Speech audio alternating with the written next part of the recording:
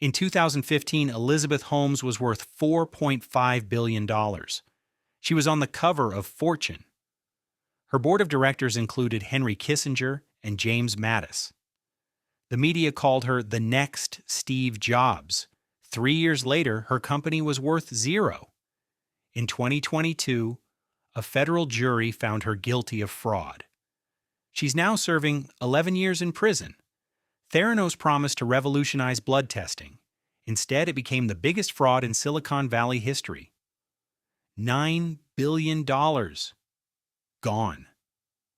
But the real question isn't what Elizabeth Holmes did. It's why nobody stopped her. How did a college dropout fool Henry Kissinger, Rupert Murdoch, and some of the sharpest investors on the planet? The answer says more about Silicon Valley than it does about her. In 2003, Elizabeth Holmes was a 19-year-old sophomore at Stanford studying chemical engineering. That year, she walked away from it all. She had a vision. What if you could test for over 200 medical conditions from a single drop of blood? No needles, no vials, just a tiny finger prick, cheaper, faster, available to everyone. If you've ever sat in a lab while a nurse fills 3 or 4 tubes from your arm, you understand the appeal. Holmes wanted to make that experience obsolete. She described it as building a world where no one ever has to say goodbye too soon. The pitch was irresistible. Silicon Valley was ready to believe. By 2004, Holmes had raised $6.9 million from Don Lucas, the legendary venture capitalist behind Oracle. Then the money accelerated.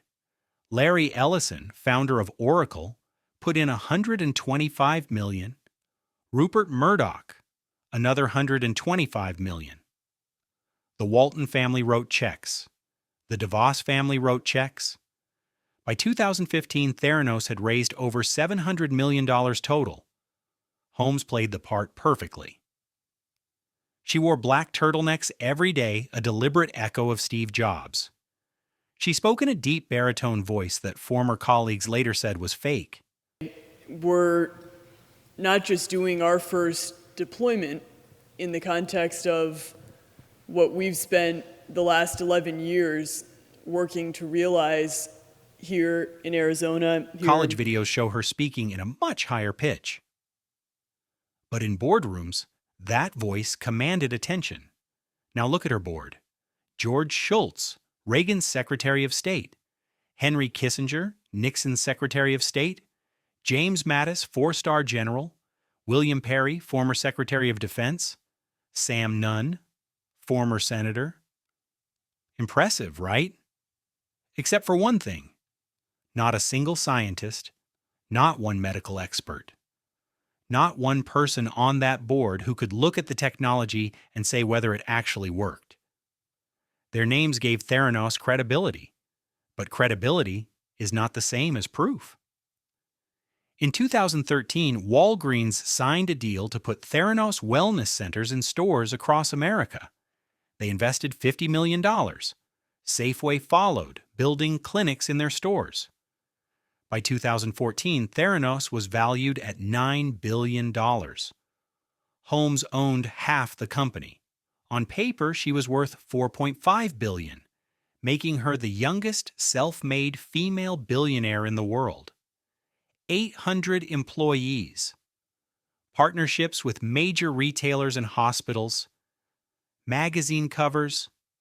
TED Talks. Awards. Except the technology didn't work. It had never worked. The device was called the Edison, about the size of a toaster. It was supposed to run hundreds of tests from a few drops of blood. There was just one problem. The basic science made it impossible. A standard blood test requires 3 to 5 milliliters, a full vial. That volume exists for a reason. You need enough molecules in the sample to measure accurately. Theranos was working with 50 to 100 microliters, a single drop. At that volume, you're trying to detect molecules that may not even be present in your tiny sample. Dilute blood that much, and the margin of error explodes. Every hematologist knew this. Theranos said they'd solved it. They hadn't. Of the 200-plus tests Theranos offered to patients, only about 12 actually ran on the Edison. The rest were quietly processed on commercial Siemens analyzers, standard machines, the same equipment used in every other lab in the country. Behind the billion-dollar valuation, Theranos was just an ordinary lab, pretending to be a revolution. Investor demos were staged. Edison machines were preloaded with results from earlier tests. When a live demo failed, the team blamed calibration. They put pharmaceutical logos like Pfizer on validation reports. Pfizer later confirmed they had no partnership with Theranos. Walgreens saw what they wanted to see. Their due diligence was almost non-existent. Why? Because CVS was also in talks with Theranos. The fear of losing the deal to a competitor overrode the impulse to ask hard questions. And while investors lost money, patients lost something worse. Over 1 million Theranos tests were performed on real people. The results were unreliable. Some patients were told they had cancer when they didn't. Others were told they might have HIV. Women received false pregnancy results, and false negatives meant real conditions went undetected. People walked away thinking they were healthy, when they weren't. This wasn't an accounting scandal. People's health was on the line. The question that haunts this story is simple. Why didn't anyone catch it? It wasn't stupidity. These were former secretaries of state, billionaire investors, Fortune 500 executives. The problem was something more subtle. Silicon Valley runs on a specific kind of optimism. Founders exaggerate. They project confidence before they have results. Fake it till you make it isn't just tolerated, it's expected. Every successful startup has a phase where the vision is ahead of the product. The culture had trained investors to tolerate exactly the kind of behavior Theranos exhibited. Then there was Holmes herself. People who sat across from her described something magnetic: the unblinking eye contact, the deep, steady voice, the emotional pitch about saving lives. She didn't sell technology, she sold a mission, and she targeted people who wanted to believe they were funding something that mattered. Each believer made the next one easier. Kissinger's name on the board attracted generals. Generals attracted billionaires. Billionaires attracted media. Media attracted more billionaires, a cascade of credibility, with no one stopping to check the foundation, and Theranos made sure nobody could. Extreme secrecy was baked into the company. Employees signed aggressive NDAs. Engineering teams were siloed so no one saw the full picture. Anyone who raised concerns was fired. Investors were told the technology was a trade secret, too sensitive to demonstrate freely. The final ingredient? Fear of missing out. Being the investor who passed on the next Apple was unthinkable. Due diligence takes time. Time means someone else gets the deal. So they skipped it. The irony is brutal.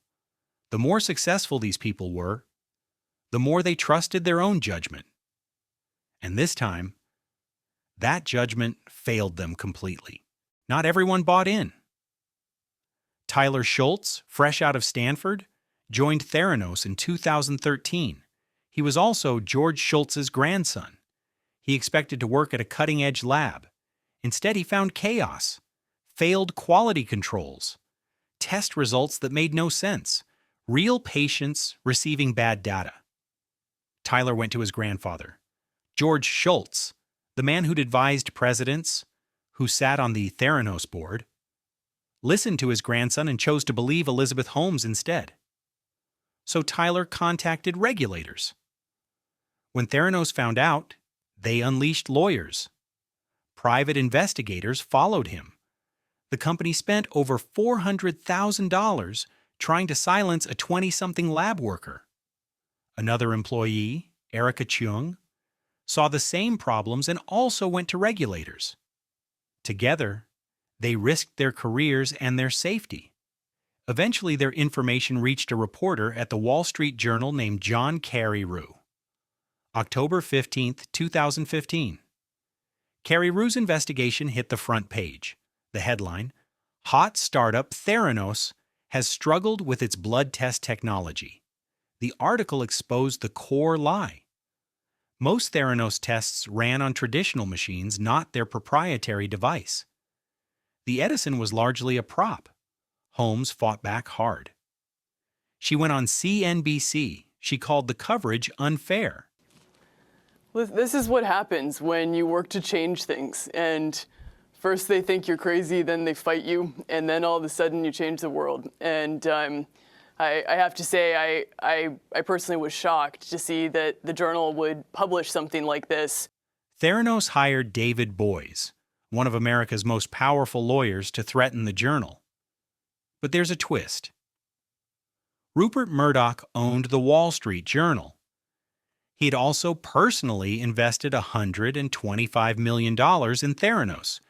When his editors asked what to do, Murdoch told them to run the story anyway. When even the owner lets his own newspaper destroy his investment, you know the evidence is overwhelming. After that, it was dominoes. January 2016, federal regulators inspected the lab and found it dangerous. April, Walgreens pulled out. July, Holmes was banned from running a lab. October, all Theranos facilities shut down, hundreds fired. By 2018, the SEC charged Holmes with massive fraud. Federal prosecutors followed with criminal wire fraud charges. In September, Theranos dissolved. $9 billion gone. The criminal trial began in 2021. Holmes took the stand and blamed Sunny Balwani, her ex-boyfriend and Theranos' former president, claiming he had been abusive and controlling. January 3, 2022. Guilty on 4 counts of investor fraud, 11 years and 3 months. $452 million in restitution ordered. Money she doesn't have. In May 2023, Elizabeth Holmes walked into a federal prison in Texas. She'll be 48 when she walks out. This story isn't really about one woman who lied. It's about a system built to reward exactly the kind of lies she told. The same culture that produced Apple and Google also produced Theranos. The optimism that fuels real innovation is the same optimism that blinds people to fraud, and nobody, not billionaires, not generals, not secretaries of state, is immune. The red flags were always there. A board with no scientific expertise. Secrecy disguised as competitive advantage. No peer-reviewed research. No independent validation. A founder who sold vision and dodged every technical question. Henry Kissinger missed them.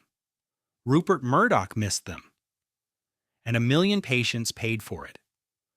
Elizabeth Holmes promised a world where no one says goodbye too soon. She got 11 years to think about that promise.